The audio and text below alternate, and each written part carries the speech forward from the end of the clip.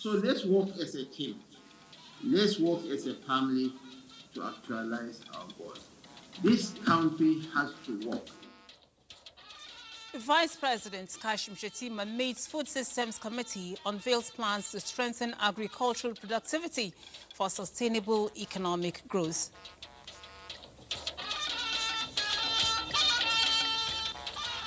Finance Minister in Washington, USA, presses for World Bank support to stimulate job-driven economic reforms in Nigeria.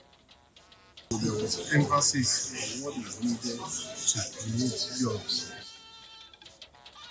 And as the global community marks Malaria Day, Nigeria is striving to eradicate the preventable yet a killer disease.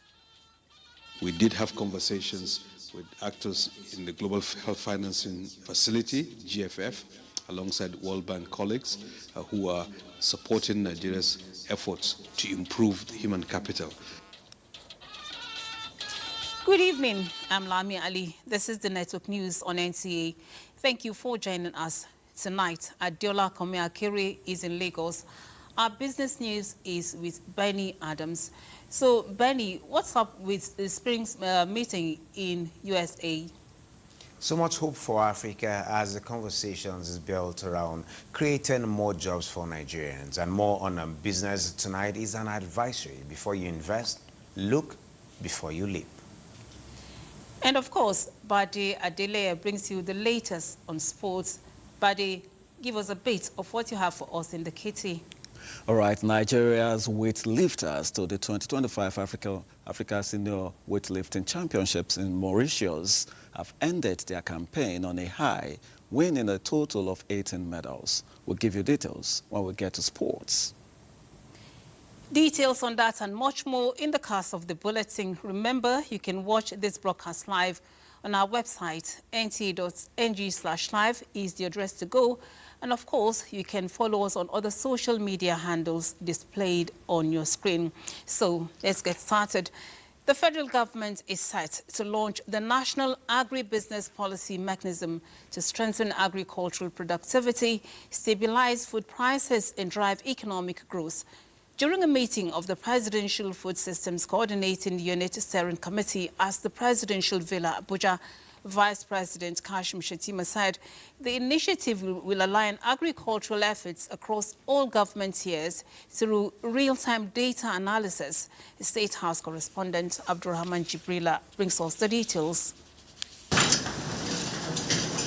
The project is part of broader initiatives aimed at transforming the country's agricultural sector through data-driven policies and public-private partnerships signed between Nigeria and Brazil on March 17, 2025.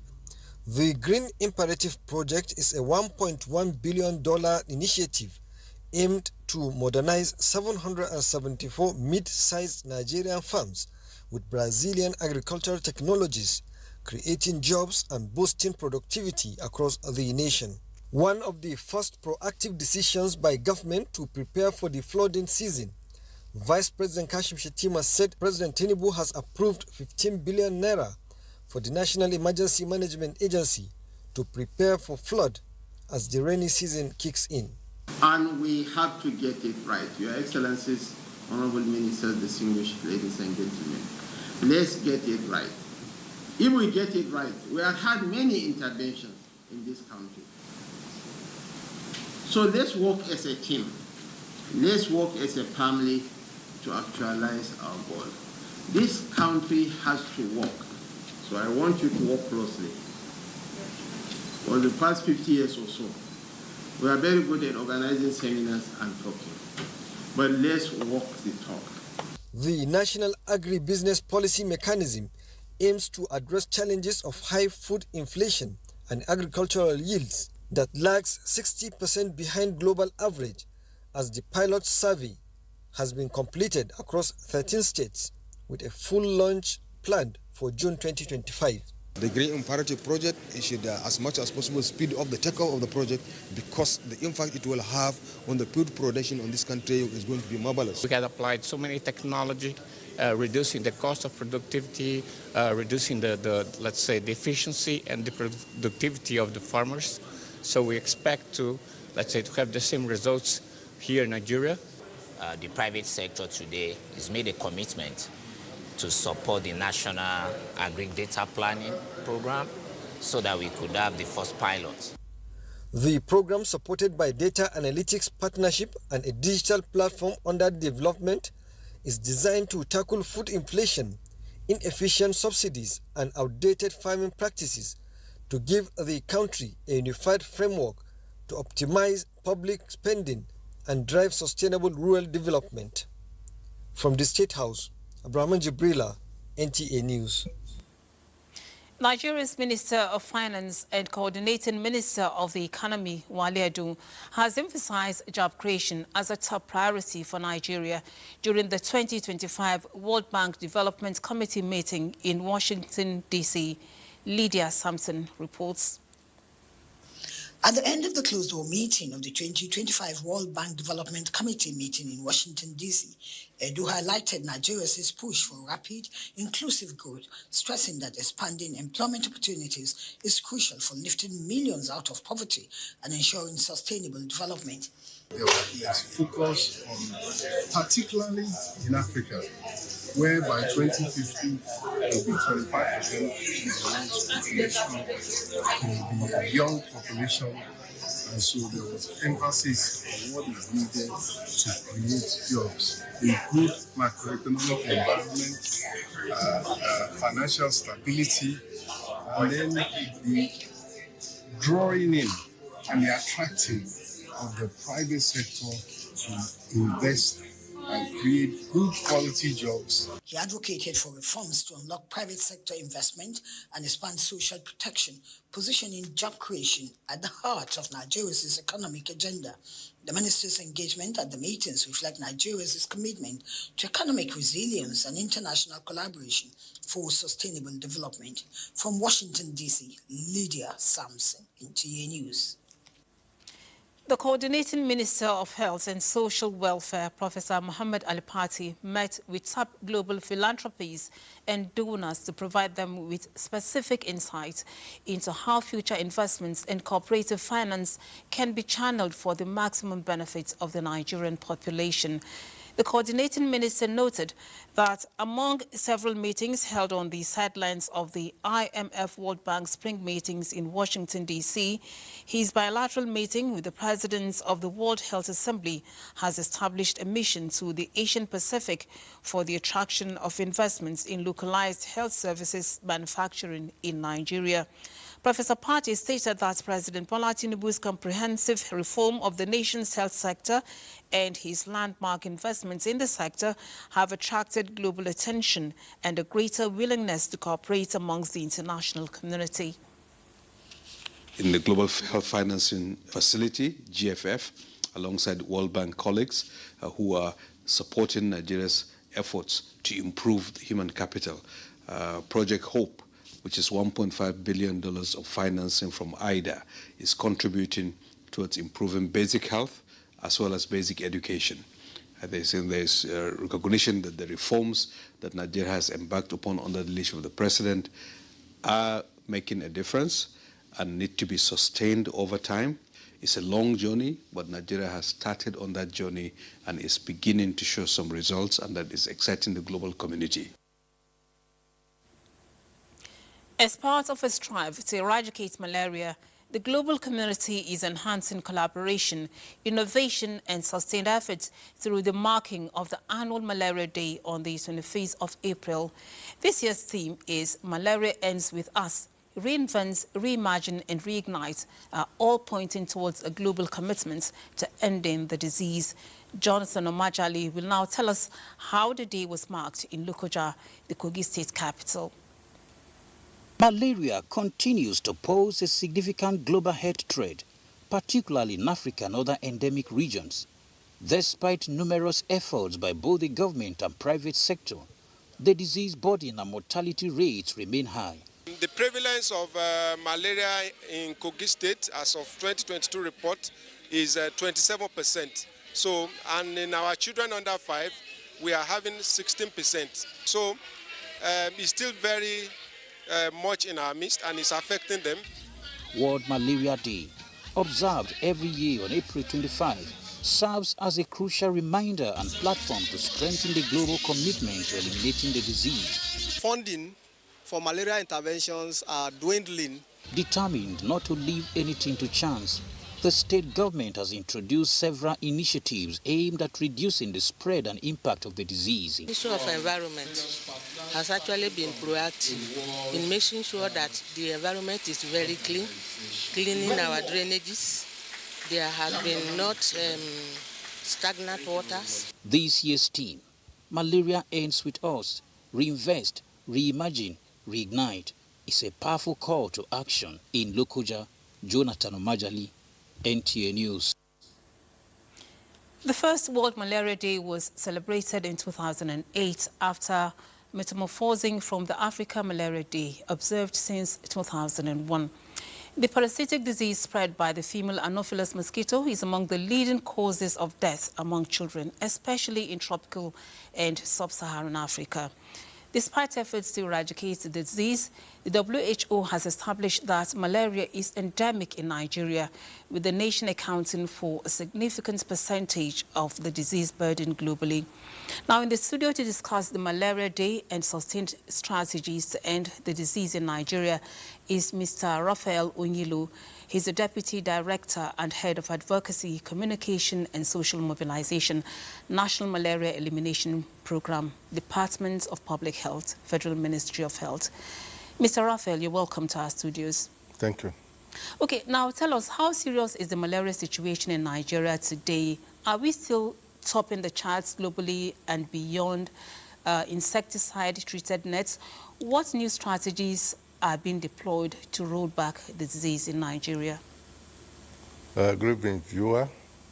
Yes, Nigeria is still topping, though from the report of the World Malaria Report of 2024, the prevalence in Nigeria has been reduced by 0.01%. So we are now 26.99%, which is approximately still 27% as our contribution to the malaria crisis globally. And we are still at 1% death globally.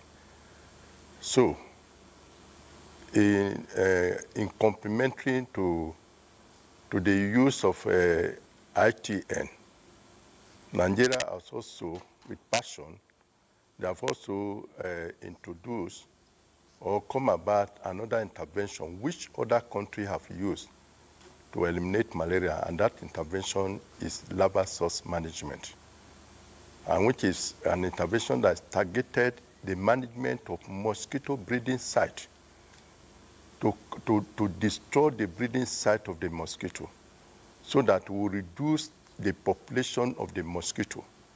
And we look at it that once it is done like that, we can eliminate. And how do we do it?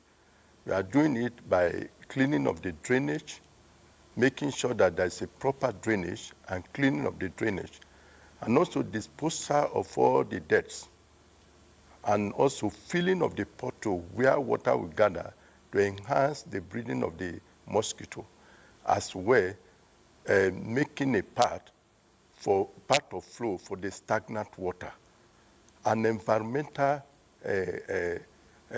management, which involves sanitation and removal of any receptacle things, container that can contain water. It should be removed, like tire, bottles, or the bottles that water can enter. We enhance the breeding. All right. So many options have been proposed to see that malaria is eliminated. So what exactly is the R21 matrix M vaccine, and how much hope does it offer? And then tell us, why were Kebbi and Bayelsa states chosen for the pilots, and how far has the program gone? Yes, we have, these are two different vaccines, the R21 and M matrix, but they have the same function. And the function is that once a child gets it, it will produce, the mechanism of the action, it will produce the antibodies against the malaria antigen. Thereby, if the child comes down with a mosquito, it will not be severe, that will result to death. They are two different. And why Kebbi was chosen? Because Kebbi has the highest prevalence of malaria in the country. As of now, it's about 44. And also, Bayelsa was chosen the fact that the amount of vaccine that was released to the country, about 1 million doses. So we look at it that if Kebbi consume part of it, where would the rest go? So the government decided that a state that has a low population will now help to consume the remaining one that will come out from the Kebbi. That was why Bayelsa was chosen. All right. So on the final notes now, is our public health system capable of taking malaria head-on as we set the course to eliminate the disease by 2030? Yes, if we continue, if the strategy is in continuation and we step it up by scaling it to other states. You know, we are piloting in 2 states now. But with the success from the 2 states, as we are going to scale it to other states, we believe that we are going to achieve what we are aiming at. Thank you so much, Mr. Onyilo, for those insights. Thank you. All right, Nigeria's First Lady Oluremi Tinubu has renewed her call on all government agencies, private sector partners and other critical stakeholders in the health sector to recommit to the fight against malaria with urgency and resolve. This is in her message marking the 2025 World Malaria Day, where she notes that malaria is not just a public health challenge for Nigeria, but a national emergency, as the nation bears the heaviest global burden of the disease. Harping on the need to work hard in order to reverse this trend, the First Lady highlights the need to renew investments in life-saving interventions, increase awareness and to revive the collective commitments needed to end malaria once and for all. She equally called on Nigerians to ensure that their environments and surroundings are clean and free of stagnant water, which serves as breeding ground for mosquitoes. The Minister of Regional Development, Abubakar Momo, has emphasized the need for regional commissions to innovate strategies that will bring about effective development, especially to regions affected by insurgency, banditry and communal conflicts. The minister stated this at an interactive session with the Northeast Development Commission in Abuja. Ilyasu Ali Yakubu completes the report. This interactive session with the Ministry of Regional Development and the Northeast Development Commission is strategically initiated to streamline areas of focus in the development of the regions. That with the creation of 7 development commissions charged with the responsibility of delivering infrastructure to Nigeria, it is expected that the best must be seen to have come out from this regional ministry. All of what we have said earlier is based on a master plan. We have also zeroed out the master plan, which is the guiding document for the commission. That's why we have continuously progressed systematically, and we are going on according to plan. In order for every region to benefit from this agenda, the federal government has established 4 more regional commissions, which are North Central, Northwest, Southwest, and Southeast Development Commission. In Abuja, Ilyasu Ali Yakubu, NTA News. You're watching News at 9 on NTA. Time to bring you some messages. Do stay.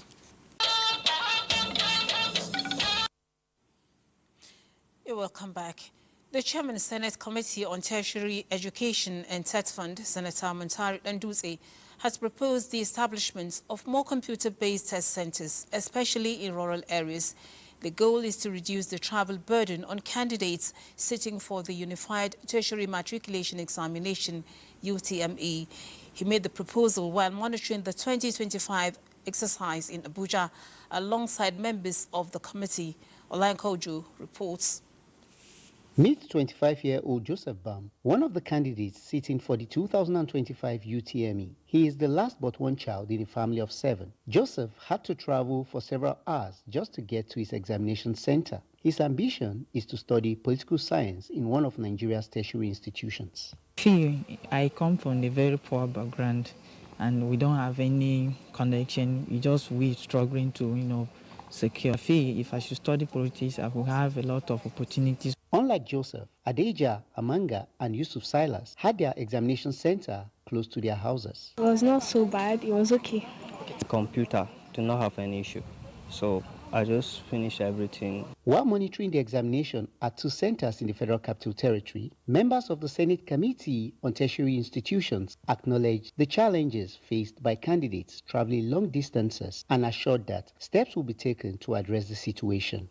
The committee pledged to advocate for the inclusion of the initiative in the 2026 budget. Highly transparent, very commendable. Out of the 887 centers that we're using for the exercise, we just have barely 4 of them, 2 in Kano and 2 in Sokoto, that fell short of our expectations. Stakeholders are hopeful that the proposal for a more rural CBT centers will soon be actualized. Olainka Ojo, NTA News. Still on education, more than 500,000 Nigerian students have applied for loans through the Nigeria Education Loan Fund, NALFAN portal, in the past year. This was disclosed in a statement by NALFAN's Director of Strategic Communications, Osheyemi Uluwatui. The Managing Director of NALFAN, Akintunde Soya, describes the milestone achieved within just 11 months of operations as a clear indication of the pressing need for accessible students' financing in Nigeria. He emphasizes the growing public trust in NALFAN's mission to democratize access to tertiary education and reiterates the fund's commitment to transparency, accessibility, and operational efficiency as the process continues. Now, the Minister of the Federal Capital Territory, Nyesom Wike, has expressed displeasure over the sublet of a section of the International Conference Center contracted out for rehabilitation to another firm without his consent. This was when the minister inspected some project sites in Abuja. Unoze Yakubu tells us more. Getting the hint that the contract to furnish the International Conference Center has been sublet to another contractor by the Abuja Investment Company Limited, the FCT Minister Nyesom Wike frowns at the development, summoning the contractor handling the project and other top officials for a meeting. The work is going on as expected. The only problem which we identified this afternoon has to do with the furniture that will be at the conference hall.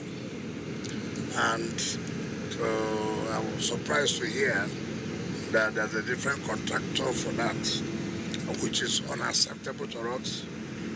The job was given to Julius Berger entirely. I cannot have different qualities. Who did that? And if anybody is found culpable, of course, I must have to apply the big stick. The minister, however, expresses satisfaction with the quality of work. I believe, by the grace of God, they are meeting up with for the second year anniversary of Mr. President. Quality job done. I'm sure those who are living within this neighborhood are happy of what they are seeing now. The projects inspected at the International Conference Center and the N16 Road. Onoze Yakubu, NTA News. The Permanent Secretary of the Ministry of Defense, Ambassador Gabriel Salimu Aduda, has reaffirmed the federal government's commitment to enhance military cooperation with the State of Israel. This was disclosed during a visit by the Israeli ambassador to Nigeria, Michael Freeman, at the Ship House, Abuja.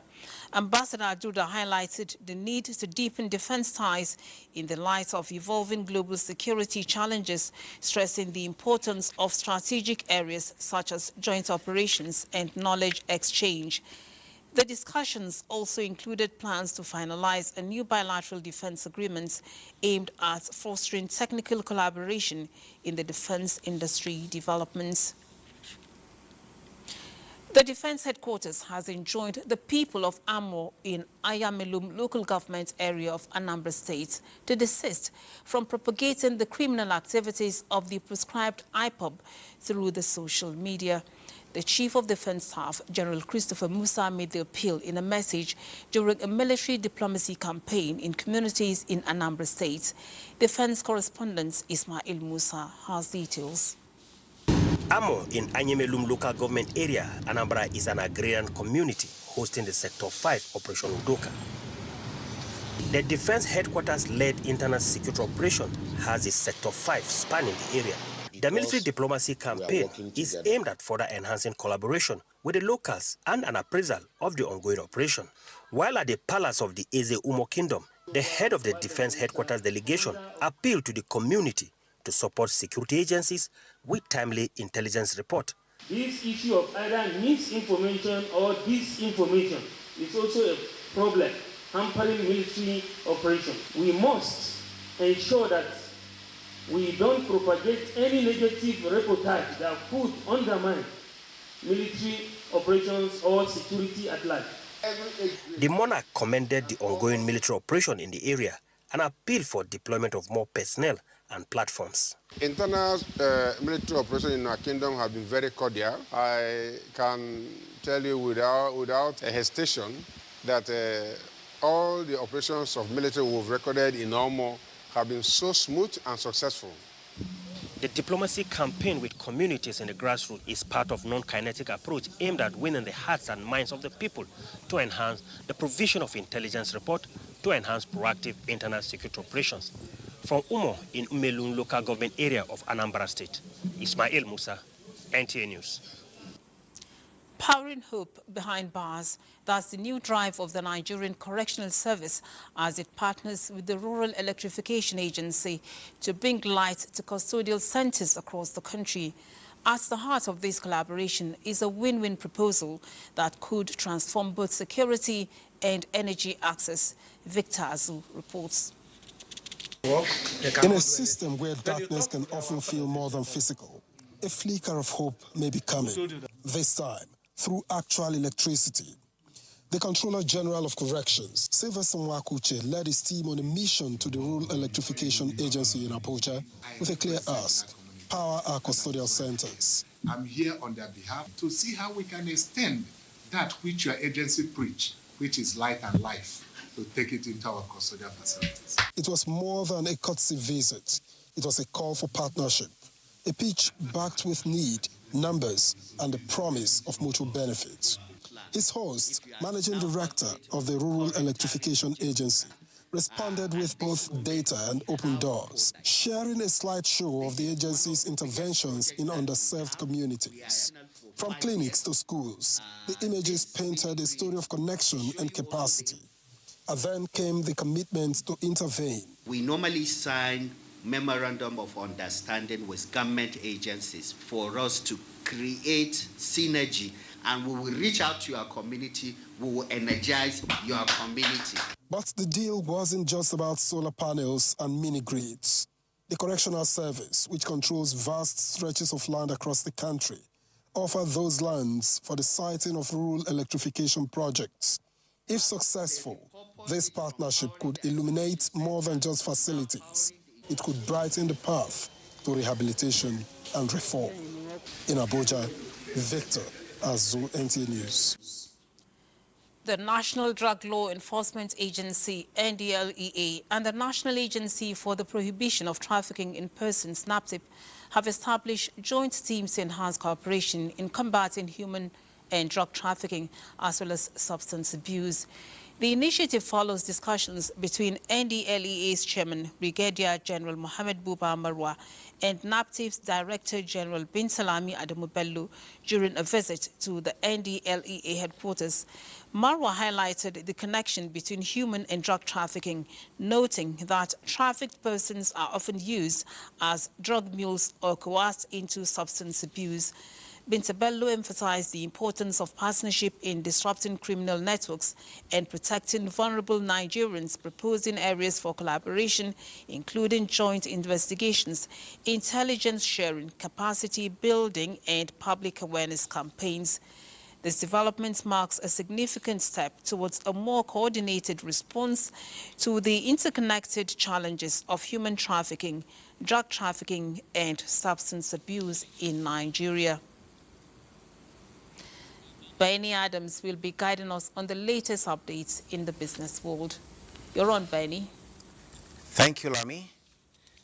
Now, the Securities and Exchange Commission, SEC, is urging the investing public to report any suspected fraudulent investment schemes, including Ponzi operations and unregistered digital asset platforms. This is as the SEC intensifies enlightenment campaigns across the country.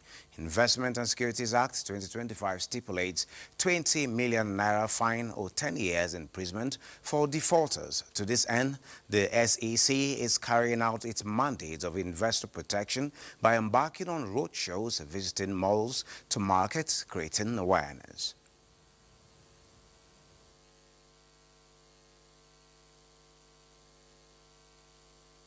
Paid him 27 million. So all and all, it was looking as if it was real. Before you know, they'll bring live chicken for you, they'll bring a crate of egg for you, things like that. So they just got our brain crusted. So not until I went and invested the 7 million. So they really do people on the market. Like how long this thing happened for this? It's over close to 2 months.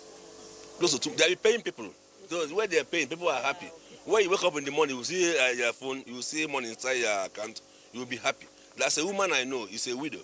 The woman paid 2 million naira. The money goes like that. Invest but verify. If an investment offer to you is too good to be true, it probably is too good to be true. Always check whether the Securities and Exchange Commission has approved that investment can go through. That is when it becomes an investment. Ponzi schemes are real. People are cooking new Ponzi schemes as we speak today. We want to protect them against those Ponzi schemes that people are cooking. We want to protect them against the ones that are already existing. And we are going all out to anyone that desires to manipulate and deceive Nigerians into investing in Ponzi schemes.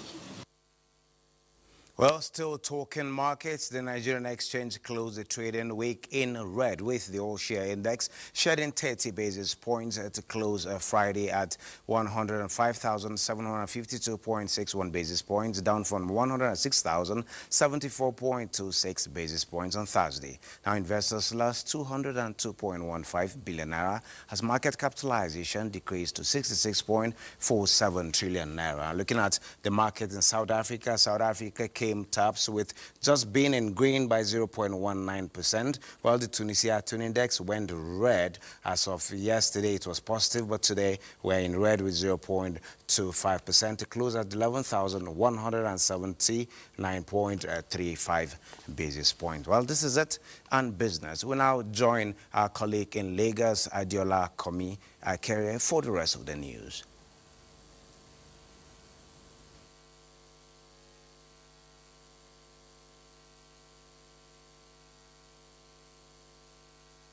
Thank you, Benny. Victims of human trafficking and suspected traffickers, all deported from Ghana, have been handed over to the National Agency for the Prohibition of Trafficking in Persons, NAPTIP, in Lagos.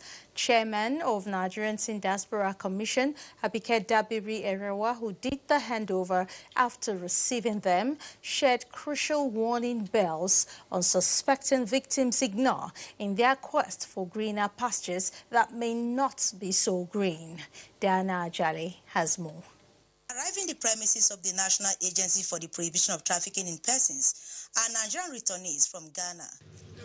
204 returnees, comprising of mostly young males and 4 female victims of human trafficking, including 27 suspected criminals. I went to Ghana through one of my friends, so when I went there and I saw that it was internet fraud. We received a complaint from an informant alleging that a group of people suspected to be Nigerians have brought in victims to their apartments and that they are using them to engage in prohibited cyber activities. Chairman of Nigerians in Diaspora Commission, Abike Dabiri Erewa, assured the returnees of adequate support through rehabilitation, while advising Nigerian youths to be vigilant so not to fall victims of human trafficking in their quest for greener pastures. We appeal to the state governors to please work with NAPTIP to come to the aid of these victims. 12 of them are under the age of 18. The National Agency for the Prohibition of Trafficking in Persons, Zonal Commander, said the 27 suspected traffickers who were labeled suspected internet fraudsters by Ghanaian government would be handed over to the Economic and Financial Crimes Commission, EFCC. What we are saying is the generality of the public and parents and guidance is they should be alert to their responsibilities because the victims are expected to be reunited with their families in their various states after profiling. Their return was made possible with the help of Nigeria's First Lady and other organizations. In Lagos, Diana Ajale, NTA News. And now to other reports. To reduce carbon emissions, nations around the world are shifting gradually from the use of fossil fuels to renewable energy solutions in industrial processes. Environmentalists say Nigeria, being a fossil fuel dependent country, needs to join the rest of the world in this move. How can this be achieved? Larry Bilay will tell us more. Adopting renewable energy sources like solar, wind, hydropower, and biomass, experts have emphasized, can go a long way in reducing carbon emissions. This is the goal of nations around the world, and Nigeria is no exception, particularly as the devastating impact of global warming spares no country or region. So technologies that are sustainable, renewable, and can ease the transition from traditional energy sources to cleaner and more resilient options for industrial sector are essential. How can a country like Nigeria, which is focused on expanding its industrial sector, accomplish this? It's like embracing a hybrid system where we have on one hand energy efficient pathways of using low carbon technology, at the same time also going towards the reliable tested fossil fuel pathway. Then we also need to look at the issue of capacity building, because when we talk of just transition, low carbon emission, we have a lot of informal businesses and enterprises. So we need to build their capacity and let them know what to do, let them know how to green their businesses. They want to look at which source of energy is environment friendly. Let's take it from that flank. The government, for instance, can enlarge the supply through the national grid from the hydro dams. If they do that, I don't think the industries will want to buy generators. Environmental advocates also say embracing a low-carbon pathway will create job opportunities and help to check the devastating effects of climate change. In Lagos, Larry Bilay, NTA News. Well, that's it from Lagos. The network news will continue in Abuja with Lami Ali after this break.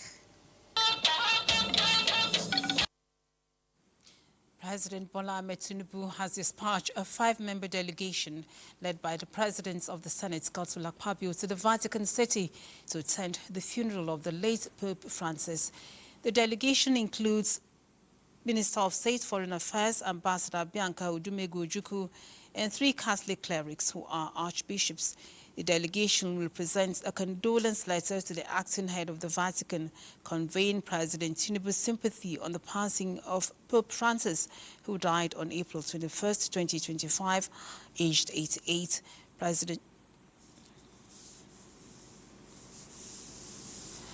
A Requiem Mass has been held at the Our Lady Queen of Nigeria Pro Cathedral, Abuja, in honor of Pope Francis, who passed on Easter Monday. Here is Omenka Marachukwu with the reports. The atmosphere is sober, with faithful gathered to pay tribute and pray for the repose of Pope Francis' soul. The Catholic Archbishop of Abuja, Most Reverend Ignatius Kaigama, presided over the Holy Mass, expressed the Church's deep sorrow at the Pope passing.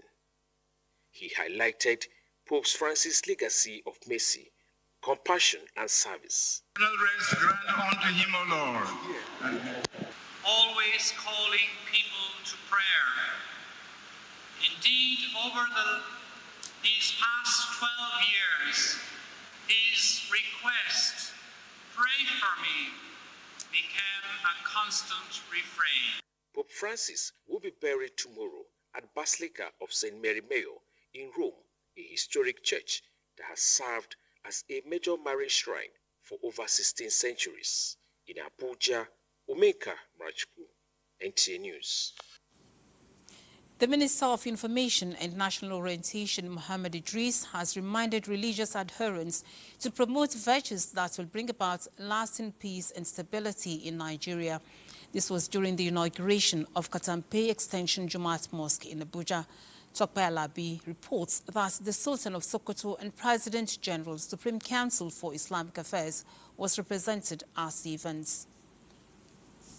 Katampe is one of the fastest developing areas sitting in the heart of Nigeria's capital, Abuja, with a growing population of Muslims, which informed the building of a mosque to serve as a congregational worship center for Fridays as well as daily prayers. Representative of Sultan and the chief imam of the newly built mosque encouraged Muslims to invest more in the service of Allah and humanity and prayed for leaders at all levels for peace and stability of the country.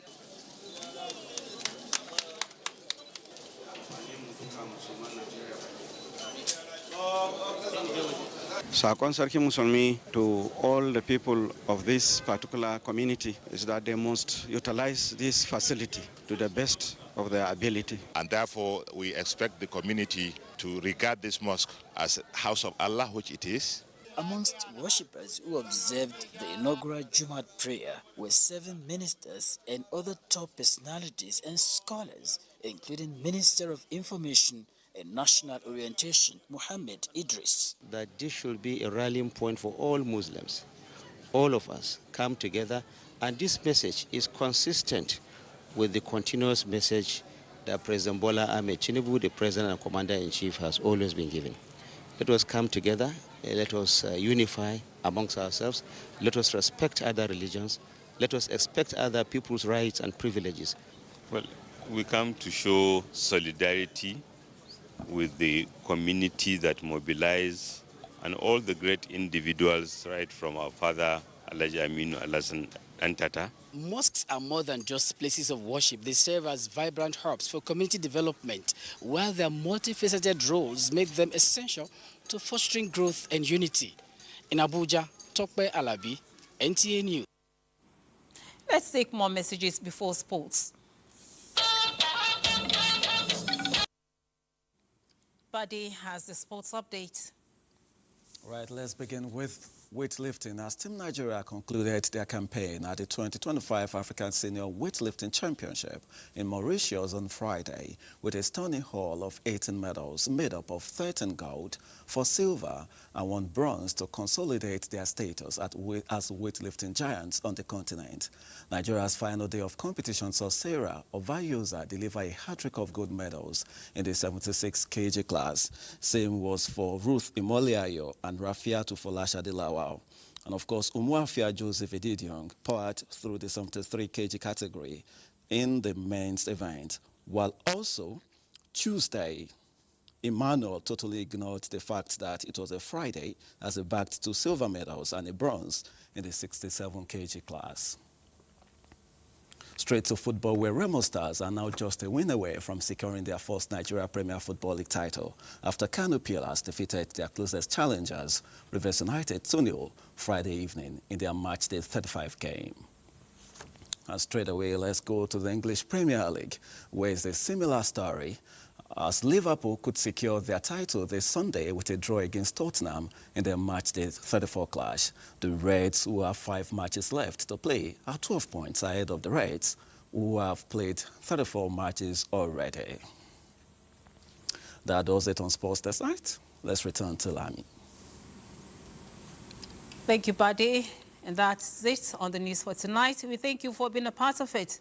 Do have a beautiful weekend. I'm Lami Ali.